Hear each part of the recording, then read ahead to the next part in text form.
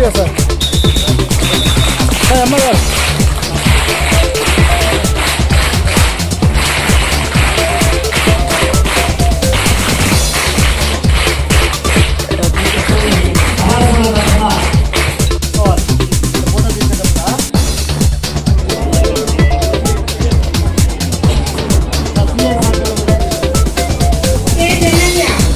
మా చూడమ్మట sir sir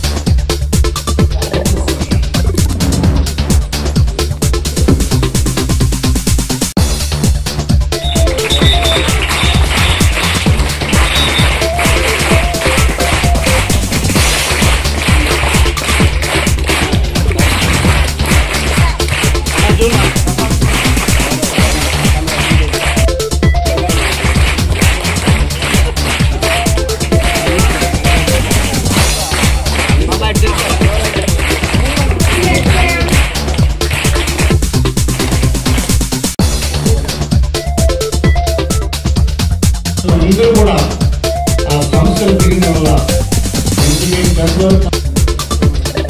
మన MLA గారు శ్రీ కోనేటి ఆదిమూలం గారికి ముందుగా మా సంస్థ తరఫున నేను కృతజ్ఞతలు తెలియజేస్తున్నాను. ముందుగా ఒక ఎమ్మెల్యేగా ఎలక్ట్ అయిన వెంటనే సార్కి ఎన్నో పనులు ఉంటాయి, కానీ మన మీద ప్రేమ మనకి ఈరోజు కనిపించింది. సార్ మొదటి ప్రాధాన్యత మనకి ఇచ్చారు.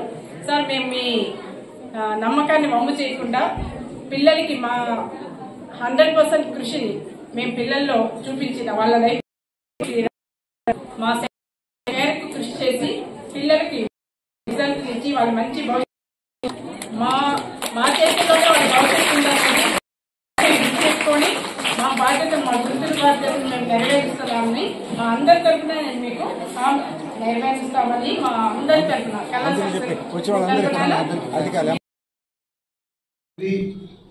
పరిగెత్తుంటా వాళ్ళ బయటికి చూస్తే వచ్చి ఆ నిమిషానికి వచ్చేసి మళ్ళా పరిగెత్తాలా. శ్రమట మాట ఉంటుంది, అవసరం ఆగిలి ఏదో తినాలా. అవి అడిగే రావడం లేదు. మా పిల్లలు ఇలా కాదు, ఒక రూమ్ 100 మంది పడుకునేది, ఒకే బావి నీళ్లు ధాన్యం పడుకోవాల, అందులో పురుగుతుంది. సరైనటువంటి రేకుల చెట్టు, సరైనటువంటి డైరీ టేబుల్ ఉండదు. ఇలా కష్టాలు చదువుకున్నాం. అదే మనం కాలేజ్ వెళ్ళినప్పుడు అలా ఫుడ్ 1973-75 చేసేటప్పుడు ఇది ఈ రోజు మీరు ఇప్పుడు పిల్లలైతే తినరు ఆ ఫుడ్. మీరు ఒకరోజు తిండి పారిపోయినా నీళ్లు పారిపోయినా ఇమీడియట్ గా ప్రస్తుతం వస్తుంది, వాషర్లు పెట్టేస్తారు, ఆయన ఉపాధ్యాయులు వెళ్ళిపోయిన ఎంకలు పెట్టేస్తారు, సస్పెండ్ అయిపోతారు. ఆ రోజుల్లో వాడను కానీ 2-3 హాస్టల్కి వాడను, తెల్లారు చూస్తే ఆడుతున్నాడు, నాకు చూస్తే తెల్లారు వాడను చెప్పినట్టు ఎవరికి చెప్పిన పరిస్థితులు. అలాంటి సందర్భాల్లో ఎన్నో ఉద్యోగాలు వచ్చినా కూడా వదులుకొని నేను ప్రజాసేవకు వచ్చా. నాకే డిగ్రీలో స్టేట్ బ్యాంక్ వచ్చింది, ఆర్టీసీ వచ్చింది, అలాగనే జ్యోతి క్లాక్ వచ్చింది, 70 వచ్చింది. నాకు ప్రజలకు వచ్చాం, మంచి చేసి మా నాయకులు కూడా చెప్తున్నాను అందరికీ కూడా మనం మంచి చేయగలిగితే ప్రజలకి భగవంతుడు ధర్మం నీతి తెలుస్తుంది. ఈరోజు మీ ఆశీస్సులతో దేవుడితో ఈ సత్యుల ప్రాంతానికి వారి యొక్క గౌరవ చంద్రబాబు ముఖ్యమంత్రి ఎందుకు మరి నన్ను ప్రేమతో అభిమానంతో చూసి నాకు రెండోసారి ఈ ప్రాంతానికి ఒక శాసనం వెళ్ళిపోయినట్టే అందరి కృషి వల్ల మా పార్టీ 14 సంవత్సరాల పాటు నేను నియోజకవర్గం 14, 24 ఎక్కడ కూడా ఎవరిని కూడా నేను ఏమనను. ప్రజా సమస్యలు మీరు పోరాడమంట, ప్రజలు సేవ చేయమంట, ఆ ఎంపీ పైన జడ్పీసీ అయినా గ్రామ సర్పంచ్ అయినా పని చేయమంట. ఎందుకు గడపడి తిరిగాను నేను తిరిగిన గడపడి ఈ రాష్ట్రం ఎవరు తిరిగి ఉండవు. నాతో వచ్చే ఎంఆర్ఓ ఎంపీలను ఎండకి నలిగి దూరం కూర్చునేవారు. ఎందుకు పోతాం గ్రామాల పైన? మనం పోతే ఒక పరీక్ష కడతాం, మనం పోతే ఎంఆర్ఓ చెప్పి సర్టిఫికేట్ కడతాం, మనం పోతే ఒక ఇల్లు కడతాం, మనం పోతే ఒక పరీక్ష పెంచగలుగుతాం. ఈరోజు క్యాబినెట్ లో 65 లక్షల మందికి ఫస్ట్ చెప్పిన మాట ప్రకారం జూలై 1వ తేదీకి 7,000 రూపాయలు ఇచ్చే కార్యక్రమాన్ని ముఖ్యమంత్రి ఫస్ట్ ఈరోజు క్యాబినెట్ చేస్తారు. అప్పుడు మొదటి సంతకం వీళ్ళందరూ చదువుకున్న వాళ్ళే. ముఖ్యమంత్రి మొదటి సంతకం దేని పేరు పెట్టాడమ్మా? ఇది చూడండి, పార్టీలు జరుగుతుంది, అందరికి తెలుసు, ఎంఏకి తెలుసు. ఫస్ట్ సంతకం దేని పేరు పెట్టాడు అడగండి. ఇప్పుడే పెట్టాడు. ఉద్యోగుల పైన ఫస్ట్ సంతకం పెట్టాడు. రెండో సంతకం ల్యాండ్ యాక్ట్ పెట్టాడు. ఎంఆర్ఓ తెలుసు ల్యాండ్ యాక్ట్ గురించి రీషేక్ చేస్తే, నేను గతంలో ఎమ్మెల్యేనే, ఇప్పుడు ఎమ్మెల్యే కంటిన్యూ ఒక రిజిస్టర్ చేస్తే నా భూమి ఈ భూమి నాదంటే పత్రం తీసుకుని నేను పెట్టుకుంటా. ఎంఆర్ఓ గారు దానిపైన ఆ పాస్వర్డ్ ఇస్తారు. నా భూమి కూడా ఎంఆర్ఓ ఇచ్చేది. కానీ ఆ ల్యాండ్ యాక్టివిటీ రిజిస్టర్ చేస్తే అది పత్రికలు జెరాక్స్ ఇస్తారు, ఆన్లైన్ తీసుకున్నారు. అది చాలా మంది రైతులు వ్యతిరేకించారు. నా భూమికి ల్యాండ్ యాక్ట్ పెట్టడం ఏంటంటే తిరిగి. మూడవది పెన్షన్ పెట్టారు. ఈ విధంగా 5 సంతకాలు స్కిల్ సైన్స్ అంటే పిల్లల విద్య విషయంలో పెట్టాడు. ఈ విధంగా ఏదైతే తెచ్చుకున్నారో అవన్నీ చేస్తూ విద్య పైన చూపిస్తూ ఈరోజు అందుకే రేపు మళ్ళా ముఖ్యమంత్రి గారిని కలిసినప్పుడు అన్ని పాఠశాలలో కూడా స్ట్రెంత్ పెరుగుతున్నది. మనకున్నటువంటి 640 మందికి ఇక్కడ వసతి ఉంది.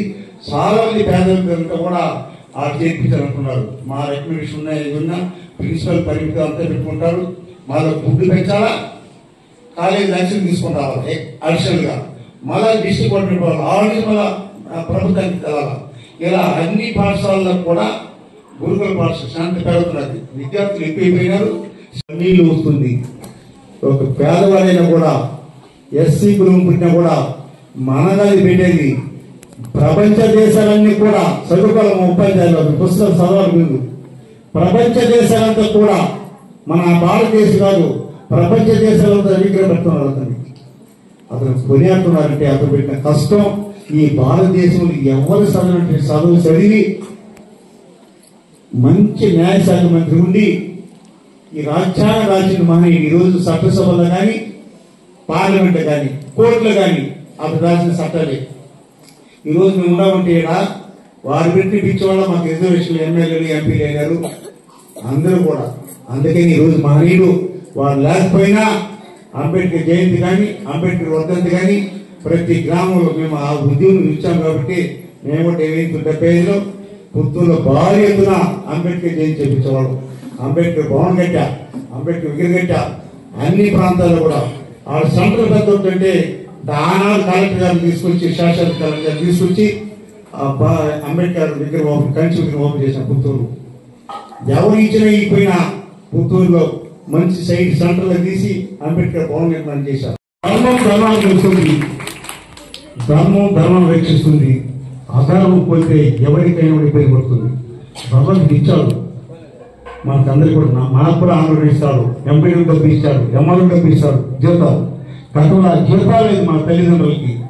మన తల్లిదండ్రులకి ఆ జీతాలు లేవు. ఈ స్టేజ్ మీద పిల్లలకి ఎవరికి జీతాలు లేదు. రాజుల్లో ఎదుర్కొలు చేసి బతికించారు. మనం ఈ రోజు నిమిట్టుకున్నాం, మన బిడ్డలు నిమిట్టుకున్నారు, మన పిల్లలు నిమిట్టుకున్నాం. కానీ అదే మాదిరిగా ఇతర పిల్లలకు కూడా, ఇతర కులస్తులు కూడా, ఇతర వర్గాల వారు కూడా బాగుండాలని కోరుకుంటే సమాజంలో ఎప్పటికైనా పైకి వస్తాం. నేను రాజకీయ నుంచి 90 ఖర్చు లేకుండా నేను రాజకీయ సర్పంచ్గా ఎంపీ నా మాది ఎవరు కూడా నేను అందుకే ఒక స్టేట్ ఇచ్చా. నాలాగా ఈ రాష్ట్రంలో సర్పంచ్ సాధించే ఎవరో ఇద్దరు ఉంటారు. సర్పంచ్గా, ఎంపీపీగా, వైస్ ఎంపీపీగా, జడ్పీటీసీ మెంబర్గా, ఎంపీటీసీ కూడా చేశాను. ఇన్ని పదవులు అనిపించుకొచ్చిన 50 సంవత్సరాల రాజకీయ నాకు 72 వయసులో. ఈ రోజు ఈ 72 అయినా కూడా నాకు 72 వరకు నాకు 72. ఈ 72 వయసులో నాతో ఎంఆర్ఓ ఎంపీ నడవలేకపోయాడు గడపడిపోతే. అలా పోయా నేను. మన ప్రాణంతో డాక్టర్ అన్నాడు, అన్నా నీకు కరోనా వచ్చింది, నీ ఎక్కువ స్టంట్ పెట్టాను, నీకు ఎక్కువ నడవకూడదు, ఎక్కువ తినకూడదు అన్నాడు. ప్రాణం పోయినా పర్వాలేదు కానీ 10 మంది మంచి పని చేసిపోతాం, మంచి పేరు తెచ్చుకోవాలా, పలానా ఎమ్మెల్యే వల్ల నా కుటుంబం నష్టపోయిందని చెప్పి ఎవరు కూడా చెప్పకూడదు. ఆ పేరు సంపాదించుకుంటే జీవితంలో మచ్చ వస్తుంది, ఆ కుటుంబానికి మనకు వస్తుంది, మన పుట్టిన తల్లిదండ్రులు కూడా చెడ్డ పేరు వస్తుంది. తల్లిదండ్రులు పుట్టి పెరిగి పెంచేశారు, నా కొడుకు మంచివాడు అనేసి, నా కొడుకు బాగుండాలని కోరిక పెంచుకున్నారు. ఏ తల్లిదండ్రులు అయినా కూడా చెడు ప్రవర్తన వాడిని వాడు నా కొడుకు చెడ్డవాడు అంటారు.